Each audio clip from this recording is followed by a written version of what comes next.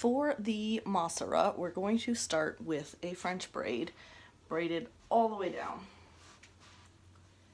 And I had already started this because I'm filming this the same day as the Medora, which is a completely different style, not to be confused. But it does start with a French braid base as well. Okay, so now we are going to, actually, you know, a Dutch braid is what I'm supposed to do. Close enough.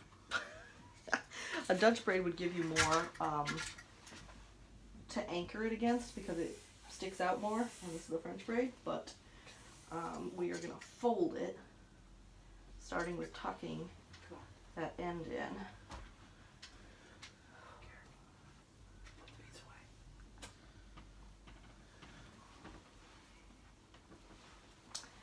And then I'm going to put a slide over the top.